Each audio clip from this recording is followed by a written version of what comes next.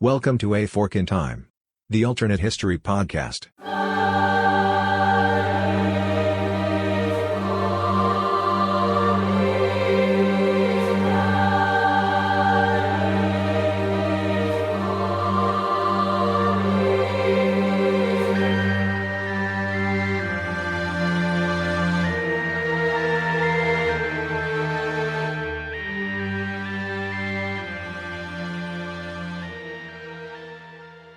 Hello, everyone, and welcome to another episode of A Fork in Time, the alternate history podcast.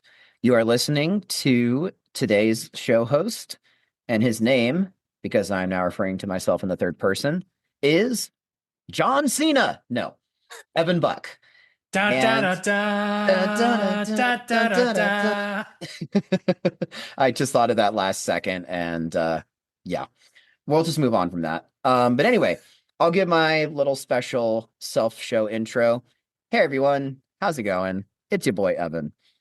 Joining me today is the man who has no formal intro yet, but we will be sure to come up with one soon.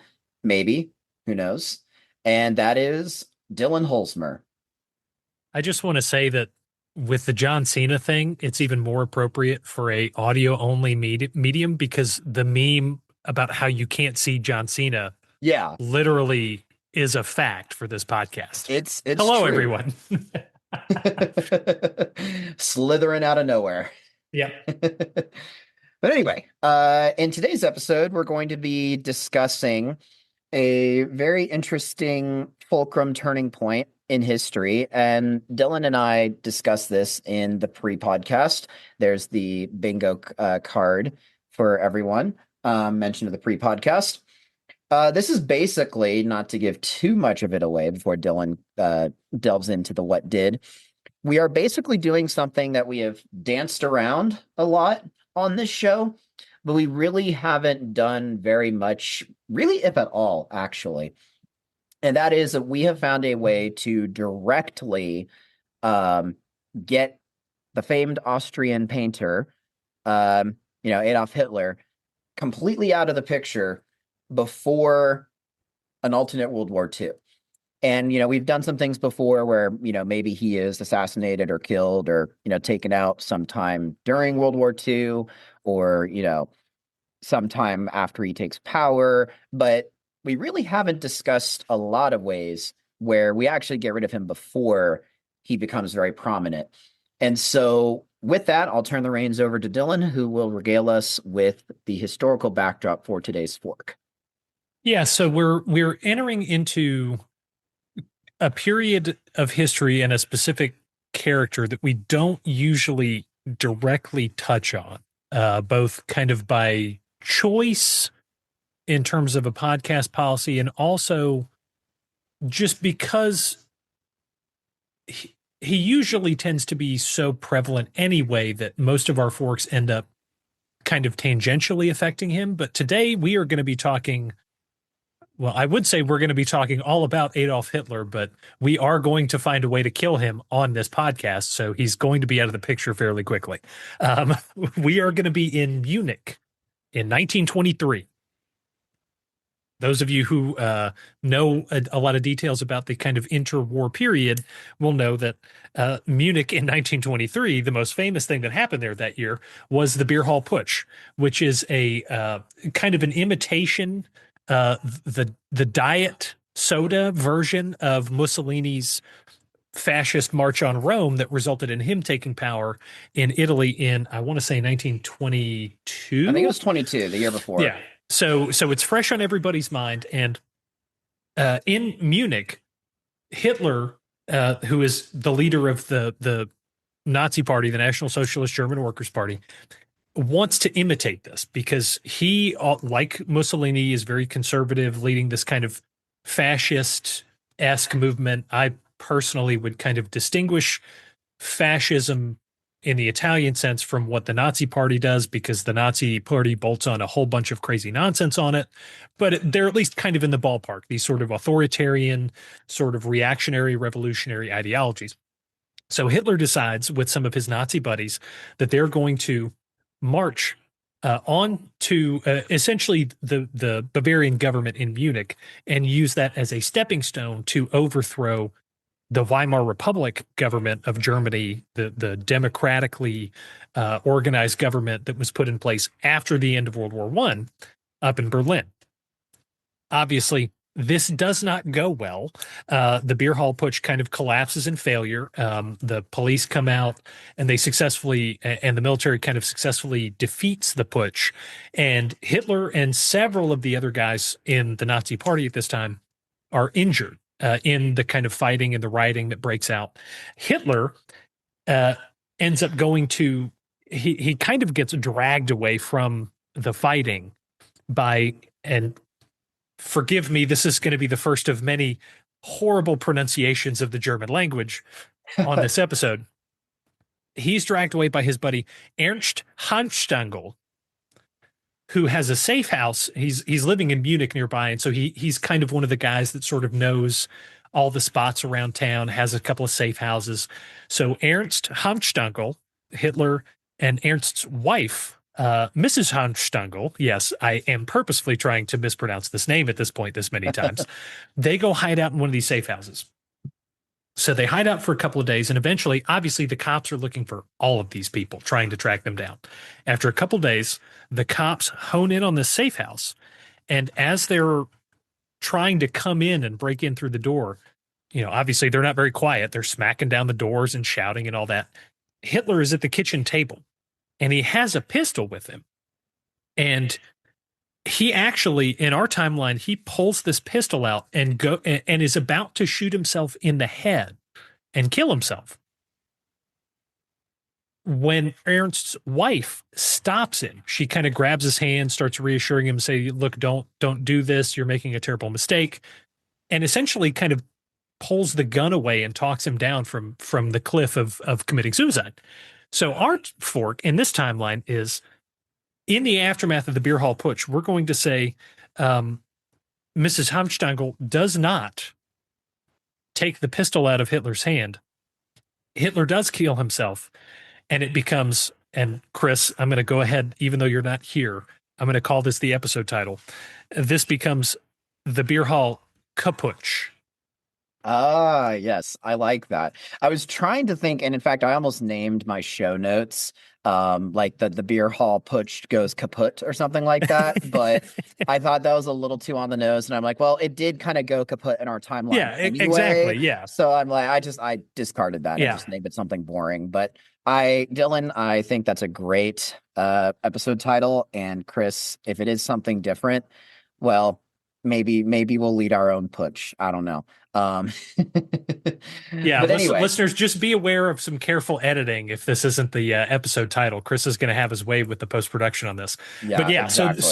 so that's the setup. So obviously, and Evan, I know you've got some kind of thoughts on what happens to all these guys. So obviously the first question is, okay, without Hitler in the picture, what happens to the Nazi party? What happens to Munich, and kind of like what happens after this? Yeah, exactly.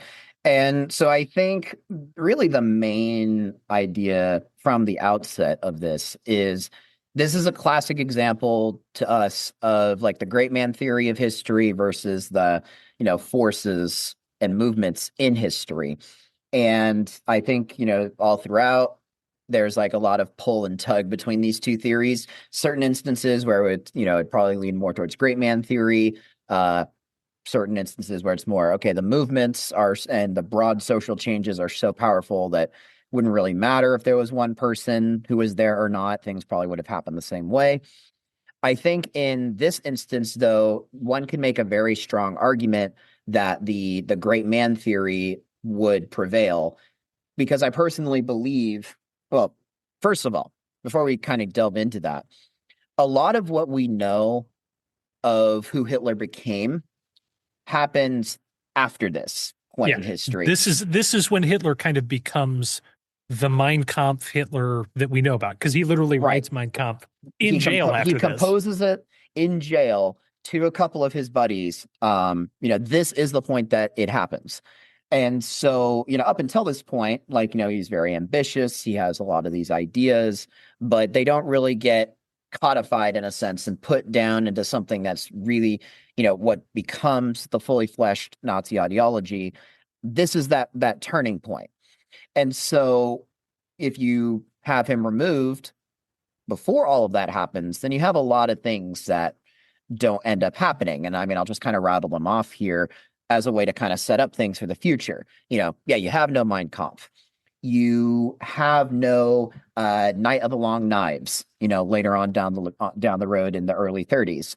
Like, you have a lot of these foundational events and a ideology being formed that would lead to how we see Germany and the rise of Hitler and the rise of Nazism, in the whole decade of the 30s, really. None of that really ends up happening the way that it does in our timeline. So what you end up having instead is a young, ambitious guy with a lot of ideas who ends up getting offed, and the people who are around him, who are who kind of see him as a rising voice, someone to kind of start coalescing behind.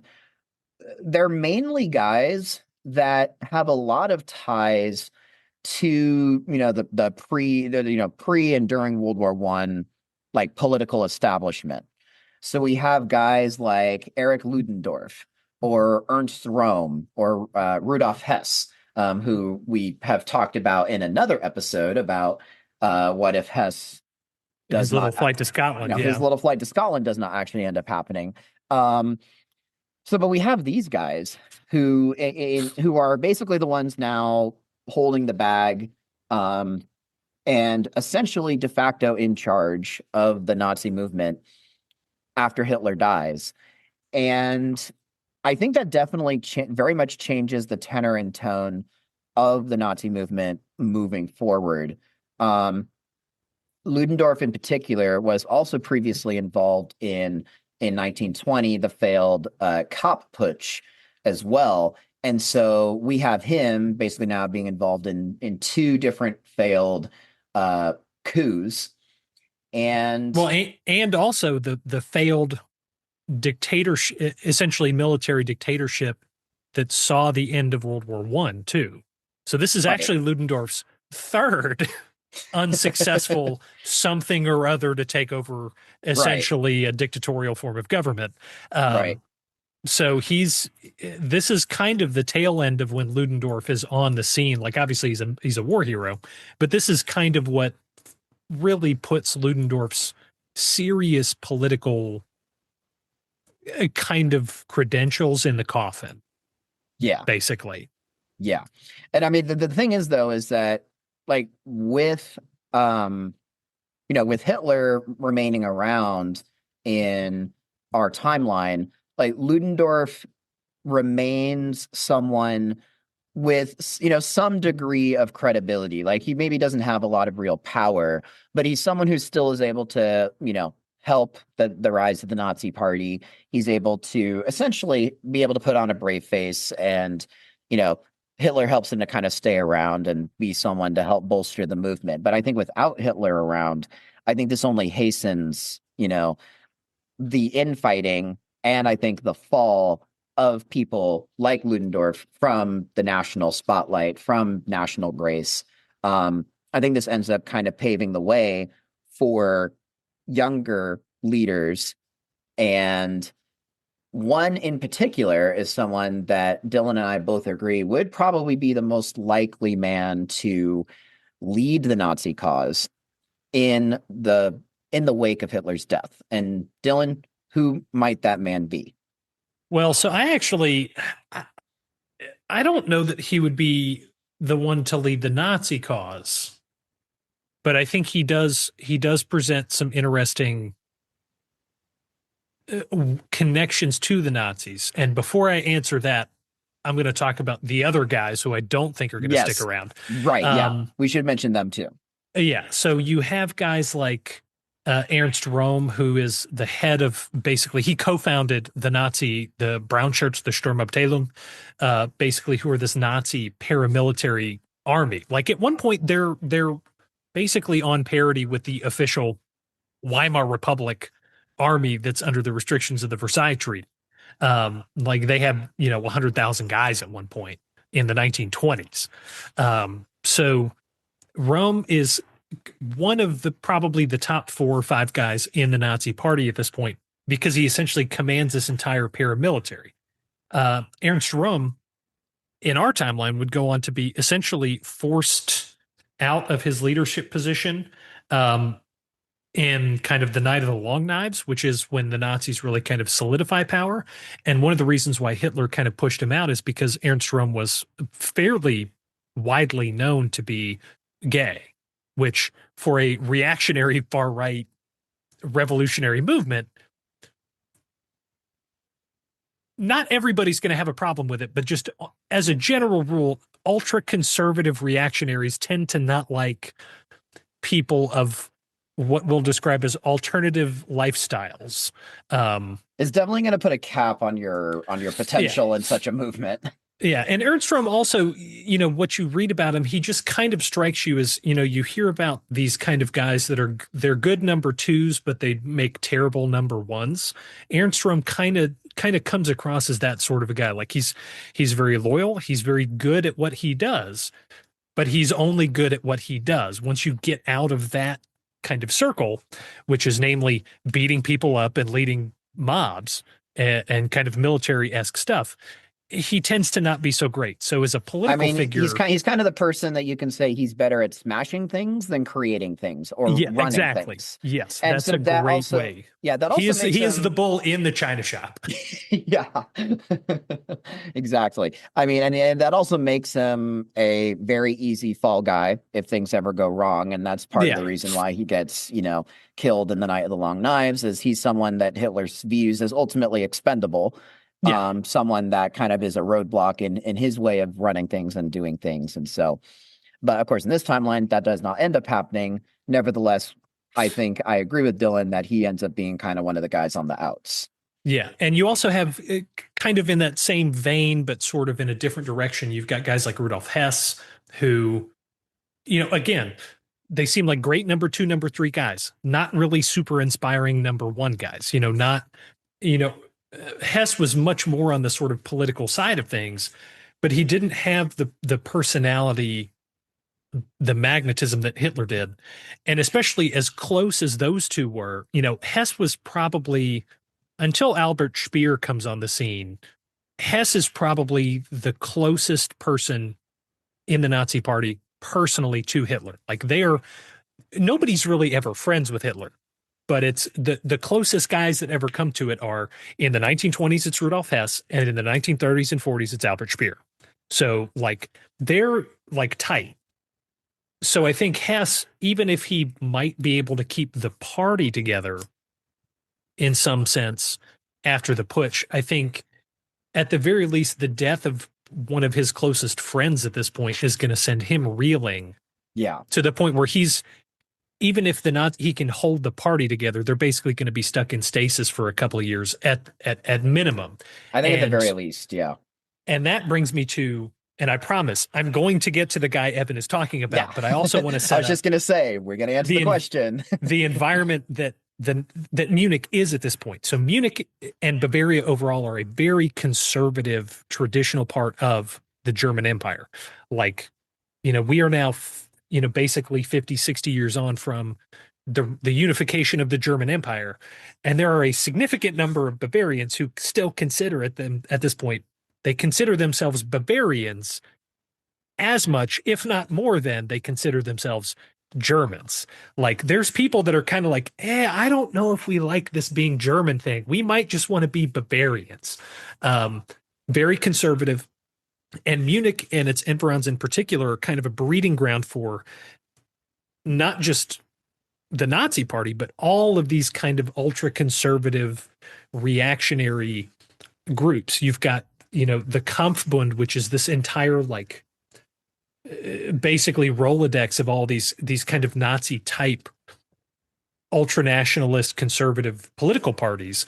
You've got the Freikorps units, which are these kind of paramilitary, military adjacent, kind of like the brown shirts, squads or groups of sort of retired veterans military guys, all that. So all of that is happening around this time. So basically, what I'm really getting at is if the Nazis don't come back like they do, it's not like there's not going to be anybody else around to take that mantle or kind of pursue that kind of agenda, because there's all these other entities that are all going to have various forms of influence on it.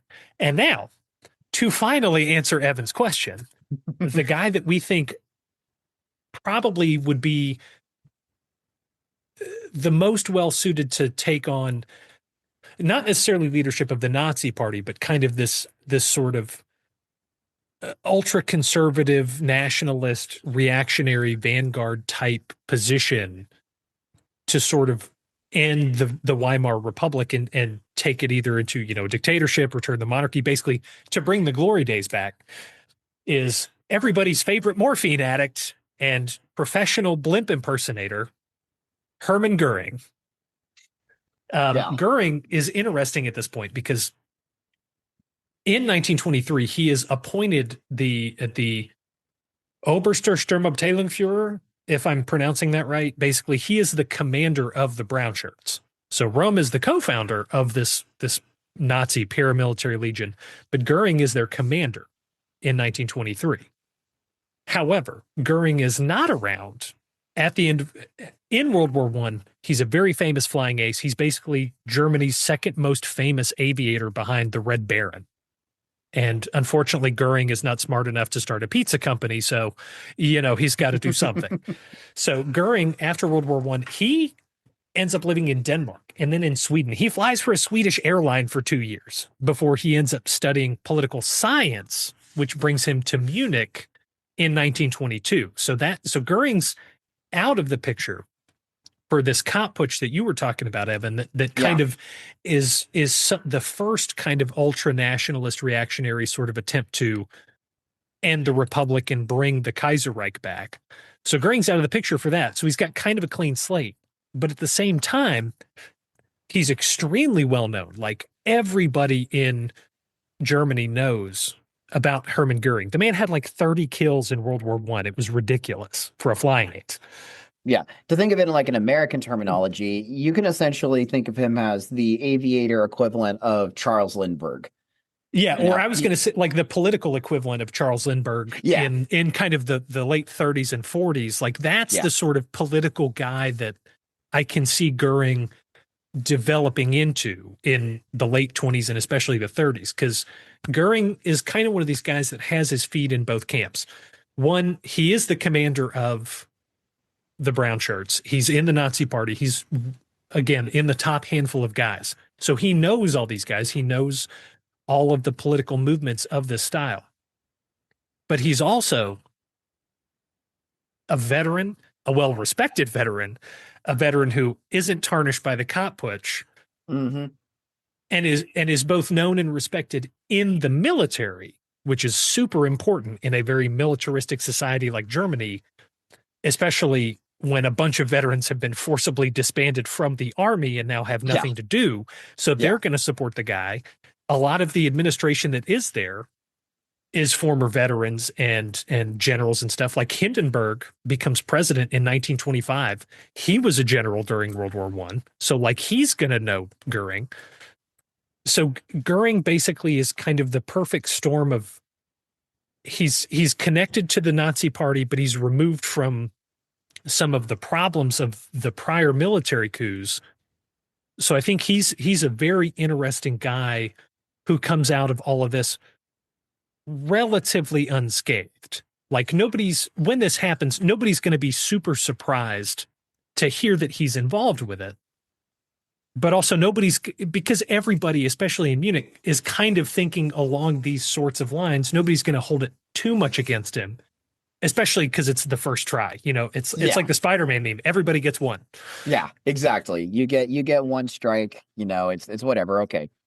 You tried, it wasn't really well developed or well thought enough of a plan, but at least you're trying to do something to get the ball rolling, to get change happening. So And the other interesting thing is, so after this, Goering, one, when he's in the hospital, he gets injected with morphine. So this is where Goering's morphine addiction starts.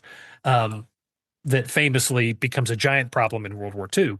But we're way ahead of that. So this now he's just got a little habit. He just likes it a little bit too much, but it's not really a problem yet.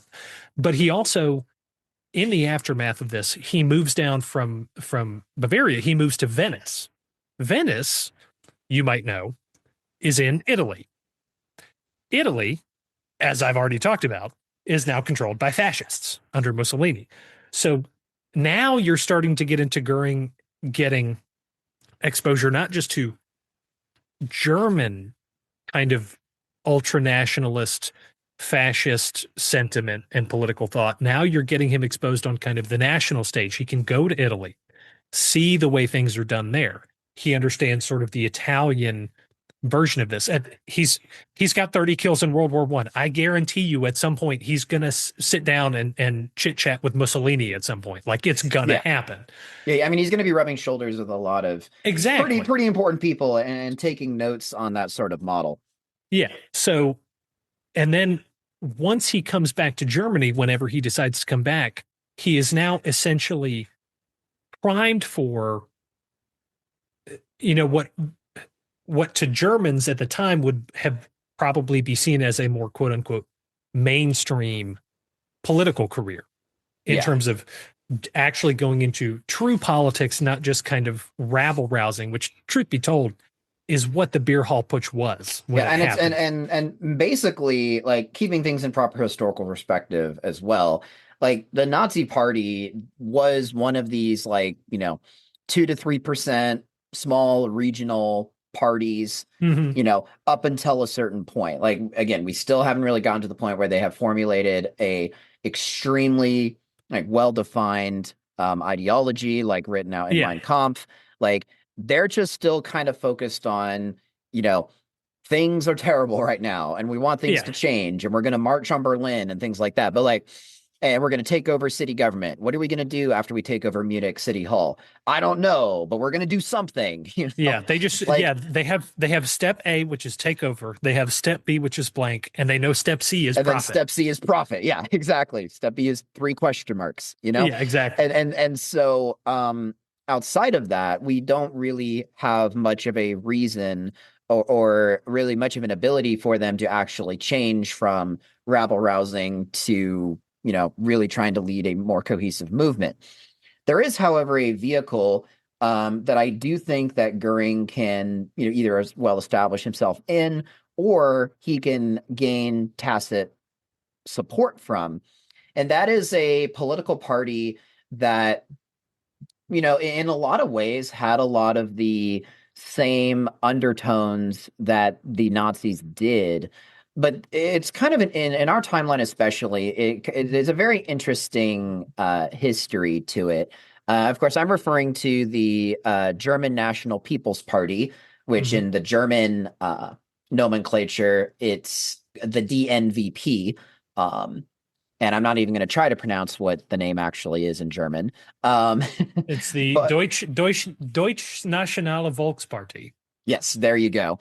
And so kind of towards the early, late, 19 teens, early 1920s, they're kind of they're pretty ultra nationalist. And then kind of towards, after the beer hall putsch, if I remember correctly, the mid 1920s, they're kind of more trying to work within the system. They're more of a monarchical party, actually. Kind of yearning for the good old days, sorts of stuff. But they're still wanting to work within the Republican form of government in order to eventually, replace it with something more monarchical or more authoritarian. But the key distinction is that it is nowhere near the level of animosity and radicalism that the Nazi Party had, towards minorities, like religious minorities, sexual minorities, ethnic minorities, whatever. They're basically just we want to restore Germany to how it was before things like the Treaty of Versailles, the end of World War I, it had none of the racial ideology components that Nazism Mhm. had, which would lead to more of a focus on like the Eastern theater and, having a final battle against communism and things like this. That they basically are, you know, and I hate saying it this way, but it's really the only way I can kind of think of to succinctly describe it. They're a much kinder, gentler form of what ends up animating the Nazi cause, except they don't really even have any of the racial component to it. They're just like, let's bring back, Yeah. one Like, more let's bring ride. the old Germany back Let's is bring really the what old they're trying to Germany do. back is really And the main thing they're trying to do. and So they're the other thing the DNVP has is they are consistent about it. Like yeah, even as early as 1924. So in 1924, just to really oversimplify something, Germany is getting just hamstrung by reparations as a result of Versailles. So they try to renegotiate the sort of reparations payments through what's called the Dawes Plan. And basically, on the one side of the table, you have the Germans who are trying to fix their economy from having to pay all these payments. And then you've got kind of the World War I allies on the other side of the table. But in the Weimar Parliament, there's a whole discussion about, okay, are we going to sign on to this agreement? Under what conditions? And the DNVP, they are immediately pushing against this. And one of the things that they insist on at first, as a condition of them signing on to the Dawes Plan, is they want to appoint the like High Admiral of the World War I Kriegsmarine, von Tirpitz, as the Chancellor in 1924. And at this point, von Tirpitz is just like, yeah, my entire policy platform is making Germany awesome militarily again. And so obviously all the allies are like, no, yeah, but let's the not do DNVP that. is like, that's our platform. We want that guy. And that's basically their only issue is we want this ultra militaristic admiral to be chancellor so that we can be, Germany again. Yeah. And that's 1924. So the Weimar Republic is basically only 5 years old. They started with a socialist president, and now they're already talking about bringing in an admiral as the chancellor again. Yeah. And then the very next year, Paul von Hindenburg becomes president, who is one of the highest generals Yeah. in command in World War I. So I mean, that just goes to show how magnificently. I mean, it shows two things. It shows the raw hand that the Weimar Republic was dealt, but it yeah, also shows how horribly mismanaged, even with as bad of a hand they were dealt, the Weimar correct. Republic was. Yeah. And it shows you kind of this drift that's, even without the Nazi party kind of overshadowing the sort of history of Germany in the 1920s and 30s, it shows you this rightward sort of lurch that the Weimar Republic is doing at this time without any real impact by the Nazis yet. They're doing all of this when the Nazis don't get their first 12 seats in the Reichstag until like 1928. Mhm. And there's another party that's already doing all of this stuff.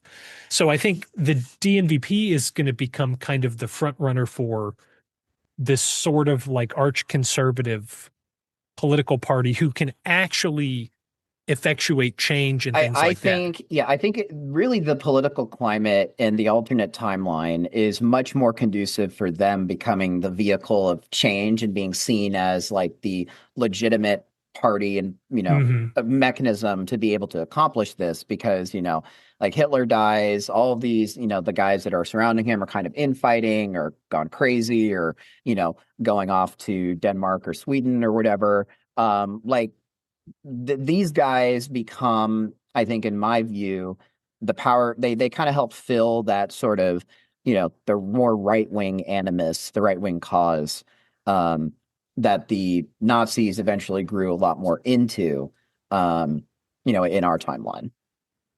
Yeah. And so I think, especially as you see kind of the later 1920s go along, you're going to see at some point Goering, I think, come back to Germany, come back to Bavaria. At some point in the late 20s, it's certainly very plausible to see Goering, instead of the Nazi Party. He formally joins the NDVP, becomes a Reichstag parliament member from their party instead of from the Nazis at some point. Yeah. So Goering's But he still one of has those guys. ties. Like he still Yeah. has ties to like whatever's left of Nazi leadership.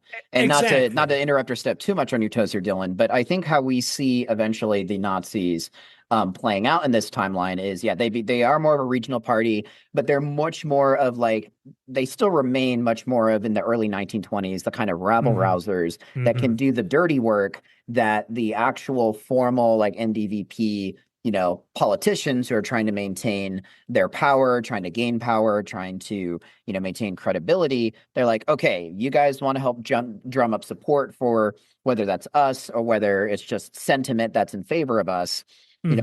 Just start, getting in some brown shirts, get them a little bit loose and drunk and start throwing some punches and things. Yeah. And like, it just creates this environment that allows sentiment for them to be more favorable.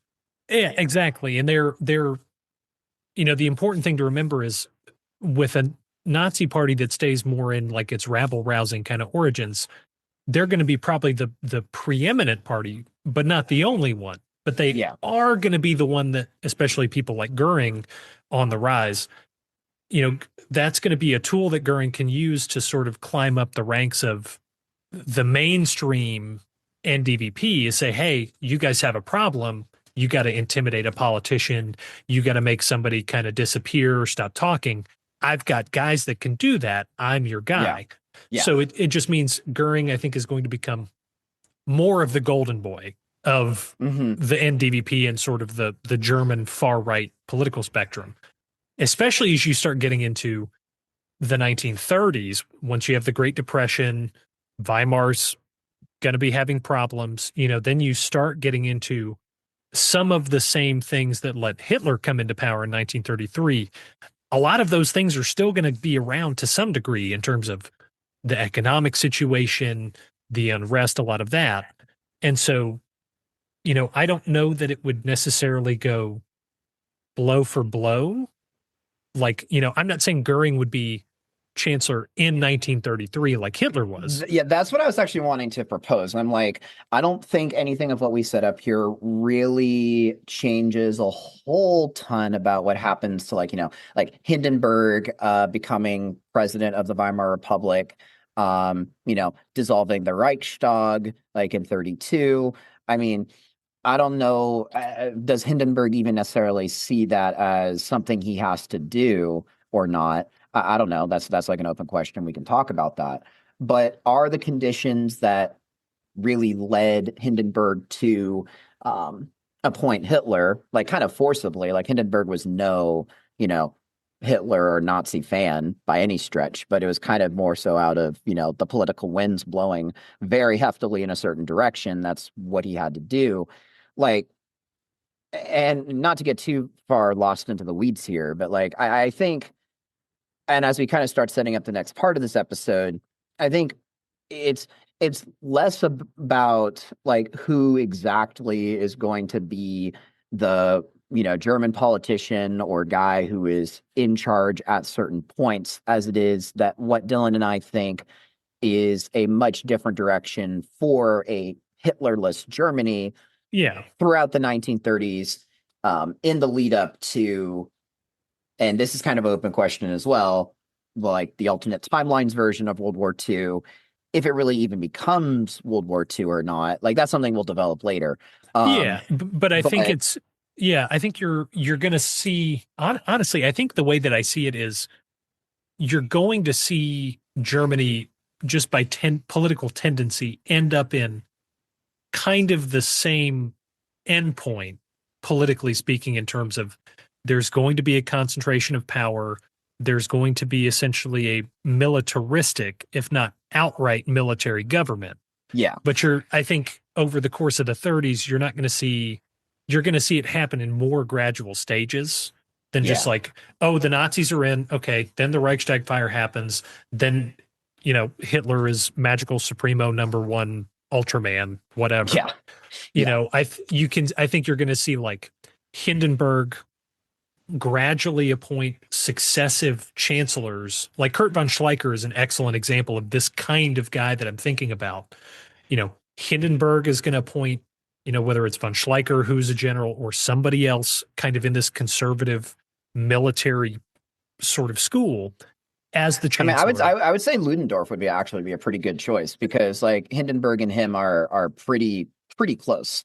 Yeah, I think Ludendorff, there would be problems from, at least in the early days, from what's left from the true Democrats in the Reichstag, in terms of them being a little too wary about Hindenburg and Ludendorff setting up another actual military dictatorship. But those kind of guys. And then, I can very easily see essentially an unofficial military conservative succession plan where, Hindenburg appoints somebody like von Schleicher or Ludendorff in 33, for example, as his chancellor. Hindenburg serves out his term as president. The chancellor then becomes the president and appoints a new chancellor who is kind of along these same lines. So it's another Schleicher, it's another Ludendorff, it might be Goering or somebody. Yeah, it's definitely much more of a, it essentially becomes a military cabinet. Yeah, the politics are, and like the animating forces are largely the same, but it's without radical, racial ideology attached to it. It's much more along the lines of what we see in, Italian fascism than we do in what eventually rises to Nazi fascism. I do think there is something interesting to bring up here as well before we kind of jump fully into where we see the 30s go, and that is in lieu of Austrian Painter, what happens to Austria? Because like in our timeline, we have and I'm forgetting the name of it at the moment, but basically the vote for annexation. The Anschluss. Yeah, the Anschluss. Yeah, thank you. We have all that happening. We have, the Sudetenland. We got Czechoslovakia. We got all of these things as the result of, a very, rapidly pro-expansion, Nazi regime. Dylan, I don't know about you, but I think there's a very strong chance that, and in fact, it will not happen. I think pretty much none of those things are going to happen if we have more of this, conservative, monarchical-ish, military dictatorship kind of more internally focused government form in the wake of the beer hall putsch. So I think just, putting it out there, I think Austria remains a independent, proto-fascist kind of, I don't want to say buffer state between Germany and Italy, but like, I think they remain independent. I don't think they actually get taken over with the Anschluss. What would you say about that, Dylan? Yeah, so I think the Austrian painter's peculiar like origins in terms of he was born in Austria, and then he didn't want to serve in the Austrian military because he considered it too, for lack of a more delicate phrase, racially diluted. Basically, he didn't think it was German enough. It had too many Hungarians and, Poles and all these other people in it. So he serves in the German military. I think the reason the Anschluss happens with Hitler is because of his it's pan-German nationalism, but coming from the Austrian side, but executed through Germany. Because he takes over. Yeah, I think that's why that happens that way. I think in a more straight line conservative, autocratic, fascist Germany, Austria is going to be recognized as German, but not necessarily the German Empire. Because you have to remember, Austria for hundreds of years has been its own, one, independent, and two, cohesively independent polity. Austria, even though it was a member of the Holy Roman Empire, Austria was its own political entity with its own history. So I think the Germans, there's not going to be a push for unification, but there is, I think, going to be an understanding of that, yes, we have the same kind of ideology, so we're mutual partners. It's a friendly state, for sure. Just like with Italy, and I think that's one of the reasons why Austria is going to continue to exist independently in this timeline is I think it's going to represent a good fulcrum or a good connection point between Germany and Italy. Yeah. Notwithstanding some, problems between Austria and Italy in terms of like territorial claims. But that does set up essentially a line of continuity of geographically connected powers that all share roughly the same ideology or the same ideological bent, that they can kind of recognize that, okay, we're not necessarily in this together, but we all are kind of in the same boat. So, we might as well go along until we can't go along anymore, because we all sort of naturally line up with each other. Yeah. And I think that's also going to represent, the Austrians, especially, you're going to see some of the same noises as Germans in terms of the aftermath of World War I. Like Chris always likes to make fun of me for, I actually know the treaty that wasn't Versailles that cut up Austria and Hungary at the end of World War I. Trianon. Yes, the Treaty of Trianon. So, there are going to be some in the Austrian government that are going to be pushing for, whether it's a rapprochement with Hungary or an outright military conquest of some of their old territory.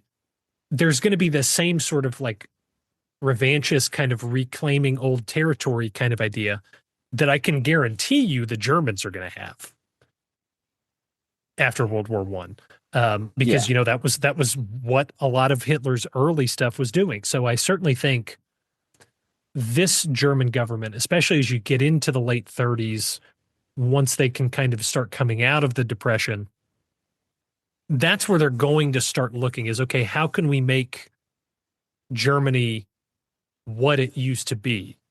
Right. And I think that's one of the distinctions between Hitler and this kind of Germany that we're looking at is you don't have the Austrian Anschluss. You don't have quite as much of the German pan-nationalists like, oh, we're going to take the Germans in the Sudetenland because they speak German and they deserve to be part of Germany. You'll have some people that say that, but I don't know that Germany as a foreign policy like platform is going to say, oh, we need those guys in the German Empire. Yeah. And I mean, the way that you put it in the pre-show is like, this will be the sort of stuff that gets bandied about in like weird, Illuminati. Yeah, like this is German hunting the Thule lodges. Society and their weird mythology hunting lodge stuff. Like that's what those guys are talking about. But like nobody's seriously putting that forward. It's not a serious consideration. Yeah. No. I do think the one serious one that they're going to talk about, one, there's going to be France. But I think the German military, like when Hitler invaded France in our timeline, all the generals were like, hey, that's a terrible idea. Let's hold off on that for a bit. I think you're very much going to see France as the natural enemy, but not the immediate objective. Like we'll get to France once we get our house in order.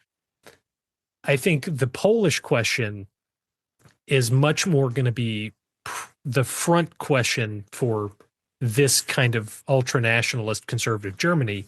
Because you have to remember, until the end of World War I, Poland hadn't been a thing for about 70 years. Exist. Yeah. Yeah. They had existed in the early 1800s, but they had essentially been divvied up between Prussia and Russia and hadn't existed until they were created or recreated whole cloth in the aftermath of World War I.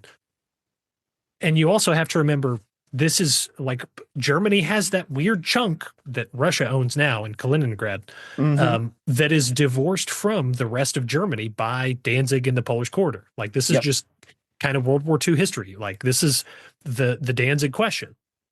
And I think from the Polish perspective, if the Germans were to say, hey, we would really like to connect are two parts of this, or like we would like to be able to have access to this again. I think the Poles, especially because you don't have Austria and Czechoslovakia already having happened, basically priming them to say, no, screw off, we're not going to talk to you. If the Polish conversation is the first one, I think the Poles are less hostile to it. Yeah. And And you I would also, say they're not only less hostile, but I also think there's not really.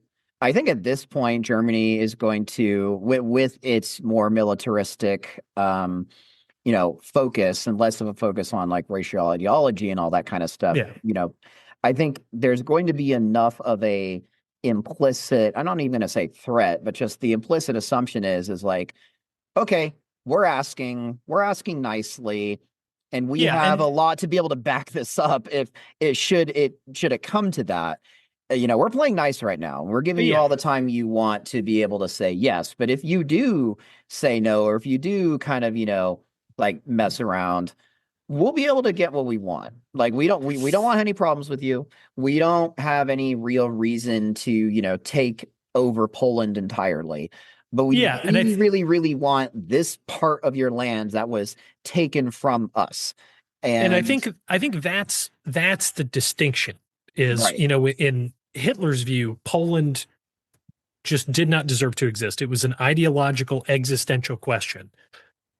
If you have a much more sort of traditional militaristic, like general governed Germany, there is a certain level of like staff office planning that goes into your foreign policy. Like you understand we could probably take Poland to get what we want. But do we want to take Poland to get what we want when we don't have to? Like they're probably okay with a Poland existing. They just want the part that connects the rest of Germany. Like they kind of want the classical German Empire border, at least for the most part. And the Poles, you have to remember, again, haven't existed for 70 years. There is an entire generation, actually like 2 or 3 generations, of people living in what is now Poland who only speak German. And the Poles will be very aware of that fact. So they'll be like, okay, that's fine. Like you guys can take, cool, whatever. I can see them doing some kind of like non-aggression thing or like a mutual defense agreement because the Poles are also looking out their other door. Yeah. They're staring at big, angry, red Russian bears. Yeah, exactly. And not only that, but like I think the Poles are actually going to be extremely, sympathetic to the German argument because, 1919, 1920, they're fighting like Lithuania. Like there's a hot mess of countries that are like being founded and new borders being, cut and everything, like in the aftermath of the Great War, World War One. And they'll be like, yeah, like, we used to be the Polish-Lithuanian Commonwealth, like we used to be buddy, but now we're like, you know what? We want to take over Polish-speaking areas that like this new Lithuania has. So you know what? Like, that's fine. Like we have enough problems to deal with. We don't want to have to deal with, this new militaristic Germany on our western border. You can take that. We want to, you can have Danzig or, some free passage or whatever. We're going to still be able to access the North Sea. If we're able to take, like negotiate Polish basing rights in Danzig or something. Yeah, things like that, or something along those lines. Because I think the fundamental thing that we have to remember between, like, it might seem like we're stretching on what Poland's going to react to here, but you have to remember that this Germany, the difference between Nazi Germany and this Germany is Nazi Germany was a reactionary, revolutionary government. That's essentially what it was. It is reactionary, but to use the old Marxist kind of communist theory thing, they're a vanguard revolutionary party. This Germany is just reactionary. The rest of it is all normal stuff we've seen before. Especially, in a very Catholic country, relatively conservative country like Poland, they're going to recognize that and understand it. They may not 100% like it or agree with it, but it's something that they can understand and deal with and respond to using normal established means of diplomacy and foreign policy and communication. Realpolitik, all that. Exactly. Compared to this entire new system of government that the Soviet Union represents that's only been around for 20 years at this point. Nobody knows what they're going to do in the long term. Nobody knows exactly what's going on. And all the Poles know is the other half of their country very recently spoke a lot of Russian. And so they have to be very concerned about that. Yeah, exactly. So I think this actually sets up a very interesting, stage for what will eventually lead to a, broader European conflict, I would say, between, very conservative, um, establishment, militaristic, and to in certain areas like fascist governments or regimes that kind of like bisect Europe. So you have like, Hmm. Great Britain and France and, Spain on the west, whatever they're doing. And it would be interesting to see actually what would happen to Spain in this timeline as well. But that is something that I think would be, I don't think a lot of this necessarily changes Spain's direction No, in our time, in the alternate timeline. no, I wonder if just because like I can kind of I don't think anything's going to really change in terms of the nationalists not winning, or it might not be Franco, but I suspect it still is. Yeah. But I honestly I think because like Spanish fascism under the Phalangists and Franco is much more closer to Mussolini's Italian fascism than it was to Right. Nazism. I honestly kind of think Spain, on a sort of initial diplomatic level, is a little closer in relation to Italy and Germany. But I think Franco's going to have too much to deal with. He's like, I'm not going to touch this because I got to get my own stuff straight. Yeah, well, it's very internally focused. And I think Exactly. that's something that would be kind of a good way of defining this era in the 30s is rather than it being like Germany and France kind of like seeing what's going on in Germany. And of course we have Chamberlain in our timeline like, basically doing whatever he can to appease Hitler or to keep him from, causing more problems. Like Mhm. Chamberlain has like a very strong case here where it's like, yeah, I don't care what they're doing. Like they don't have really any big, huge ambitions outside of just, getting back over Versailles. And it's like, whatever. Like, well, he's an accommodator. He's a people pleaser. He'll not mess with them and let them do whatever they want, really. France would probably be a little bit more concerned because they know Yeah. that Germany is licking their wounds, will want to get back at them eventually. Yeah, but You know, France also has its own internal political problems that they have to worry about at the same time. So right, as long as the exactly. Germans aren't actively knocking on the door, I think they're content to, at least for, 10, 15 more years, let the sleeping dog lie, even if it's kind of starting to wake up, Yeah, because it hasn't woken up yet, at least to their perspective. So why worry about it until they got to worry about it? right, exactly. And so, but what I think this sets up well is you basically have a Europe that is, bisected by, fascist regimes that are very internally focused for the majority of what they're doing, as opposed to a rabid external existentialist kind of Nazi regime that we saw in our timeline. And so it leads to a much slower, gradual, incremental sort of buildup of things. Hmm. And yeah, there are going to be tensions that build up to.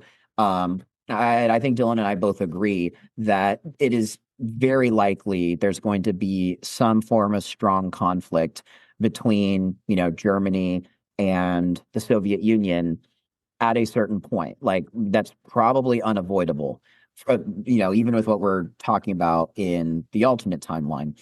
And really, what I would say is that I would actually say it's probably even more likely to happen because there is basically zero focus or zero emphasis on reclaiming these minority German speaking lands and what constitutes the Allied powers like in World War II in our timeline doesn't really actually happen. So, Hmm. they're kind of on their own. The United States with FDR is dealing with the Great Depression and doing their own Yeah. thing, being very isolationist. And so all of the focus just kind of ends up being on, Germany and Poland and then Hmm. Russia.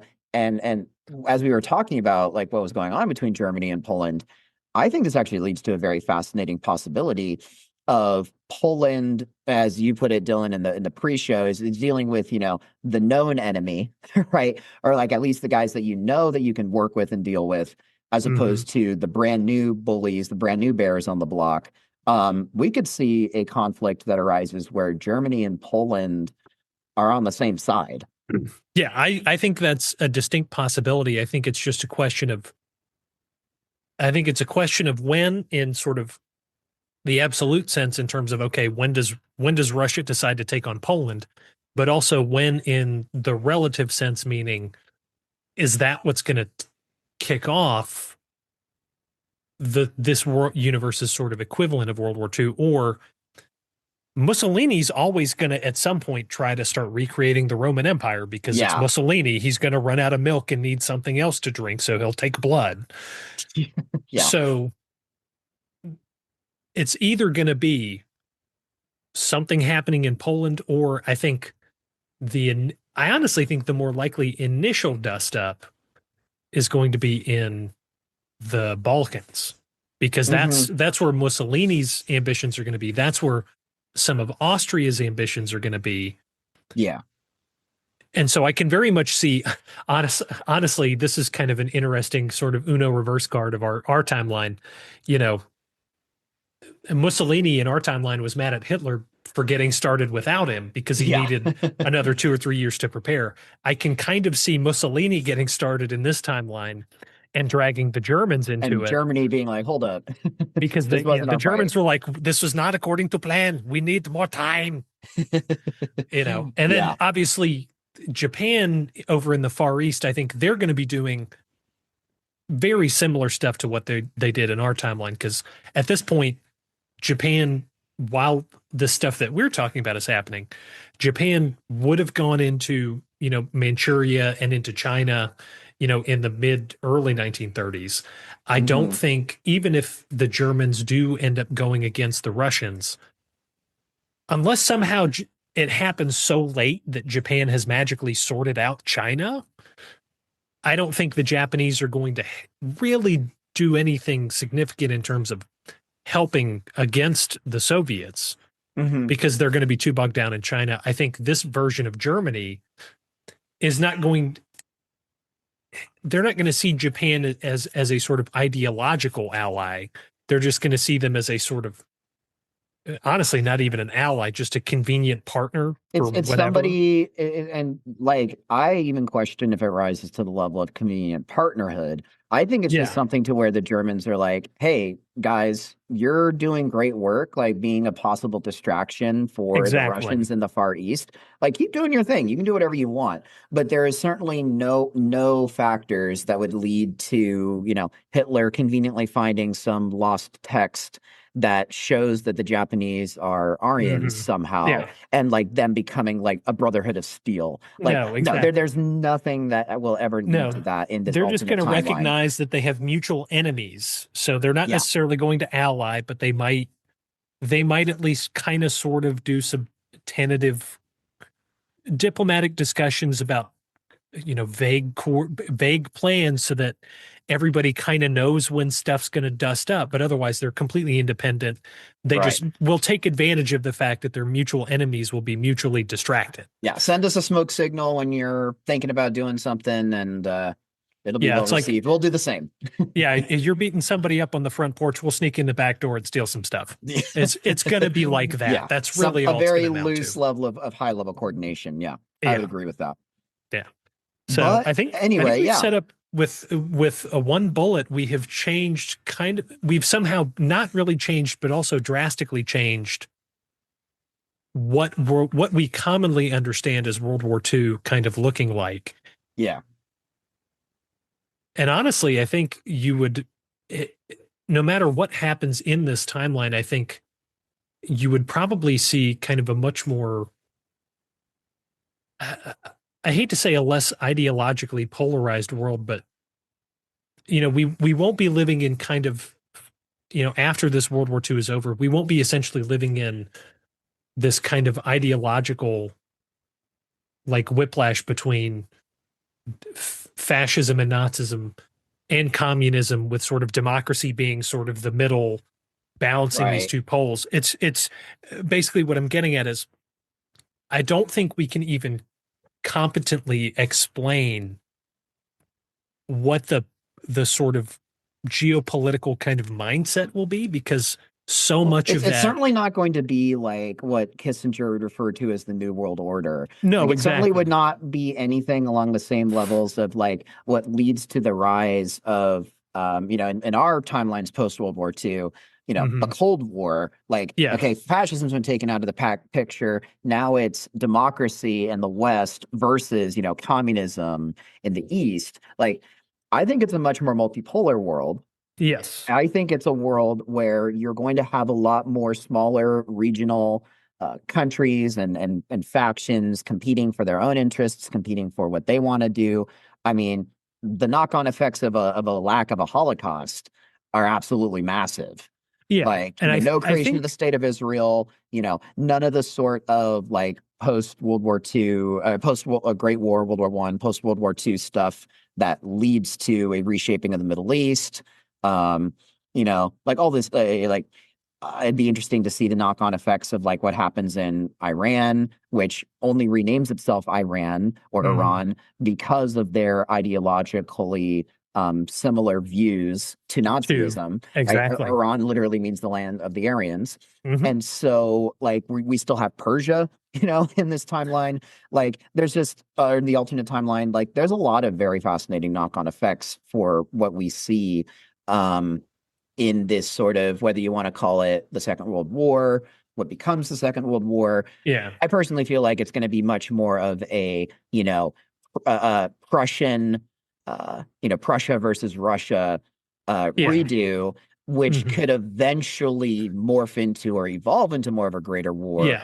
I think But it's going to be like a rolling cascade of things, not just like, yeah, 1939, September 1st, Poland gets invaded. All right, everybody's at the goal line. I think now we're at it's going to be more of a cascade as people kind of gradually it develops, they start getting drawn into it. which is somewhat of like a rolling cascade, somewhat of what happened with World War One as well, where you have the Archduke Yeah, but assassinated, and you have all these like mhm. entangling Yeah, the alliances that just cascading like alliances. the But cascading I'm picturing it alliances. This is on a more of much a more stretched cascading, out. yeah, much more stretched out cascading sort of events, a Yeah, waterfall of events, so to speak. exactly. Yeah. And where that would necessarily lead, how France would possibly get involved, would Great Britain and America like ever really see the need to get involved?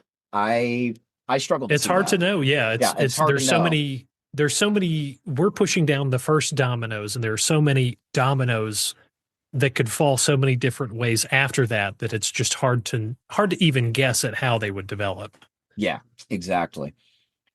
But anyway, I think that's about as good a place as any to wrap things up on this episode. Yeah. Uh, are there any other, last minute thoughts or things that you can think of before we close this out? No, I think that about covers it. Yeah, I would think so. The only thing that popped into my head is without Nazi government leadership ideology, etc. I just kind of think it would be interesting to see what would happen with a bunch of like the German scientists that Oh eventually fled to yeah. America Yeah, I or didn't think about fled to that. different countries, like having the German brain trust essentially be Still remain there. within Yeah. Germany. That would be so interesting to I see, think like, that's huge for yeah. certain aspects of the war, depending Oh on how yeah. it goes. Oh yeah, that's huge. I mean, well, we could have, eventually like the Heisenberg device, like Yeah. actually created and used on Moscow or something. Yeah. Like, yeah, that would be absolutely just massive knock-on effects in an alternate timeline continuation. But yeah, that's just the last thing that I could think of Yeah. at the very end. Let us know what you think, guys and gals who are tuning into this show. And of course, we're missing Chris and Kai from today's show. I'm sure they would have had a lot of very interesting thoughts. Chris, in particular, probably would have appreciated more of an economic theory sort of focus. That actually does remind me of one comment in the pre-show that I think I don't want to neglect, and that is that Dylan, you mentioned that in an ironic twist of fate, the NDVP could end up functioning, keep that word in mind. This is not, of course, reflective of what their actual political ideology is. No, yeah. But in terms of how they actually roll out changes and get change to happen, Dylan, you pointed out that this can be seen as somewhat analogous to like Marxist political ideology, or not ideology, but Marxist political sort of philosophy. Yeah. Which is basically this idea of, okay, we have to create the democratic institutions or co-opt and take over the democratic institutions so that we can then from within lead the sort of, proletariat uprising and revolution. That sort of model, of course, the actual political ideology is diametrically opposed, but in terms of the realpolitik, implementation of ideas. Yeah, the practice of it. The practice of it is something that we would be seeing implemented from a far right point of view in Germany in this alternate timeline. Yeah, and I think regardless of which end of the ideological spectrum it would come from, I think you would see that tactic more in this timeline because it now has a demonstrable way that it can be done. It has a roadmap. Whereas, in our timeline, the reason you see one of the reasons you see a lot of communist uprisings in terms of guerrilla movements that fight against the government is because, the Soviet Union is the model because Lenin thought that you could skip the dual stage revolution and just have the one. Right. So it's one of those interesting things we don't think about, but I think you would see more of a nefarious from both directions, from the right and from the left. I think you would see a more insidious kind of creeping of these ideologies in terms of, because they go through the democratic process to take over, you would see much less of the violent overthrow. So it's really kind of interesting how that sort of domino theory would play out from both of those sides, because it wouldn't necessarily be as imminent, as rapid onset, much more slow development over time. Yeah, exactly. That would be a very interesting world for sure. But anyway, those were the only things I could think of. So yeah, if you all enjoyed this episode, just give us some feedback, let us know. Discord is the primary way that we tune into the pulse of our community. And with that gives us just one last thing to do to wrap this show up. If we encounter a fork in time, what do you think we should do with it? Figure out which pathway leads to a Bavarian beer hall and take that one. Yes, I was hoping you'd come up with something clever. I was trying to think of something along the fly of, start a putsch in a beer hall with the fork, only for it to be, forcibly put down and used to exchange the levers of German government more gradually. But that was getting a little bit too... Yeah, it's a little too many steps, a little too complicated. Too many steps, a little too complicated. So we'll just run with what you said, Dylan. Yeah. But yeah, if we happen to stumble across a fork in time, I think that you should take it. Thanks so much for tuning in, and we'll catch you next time.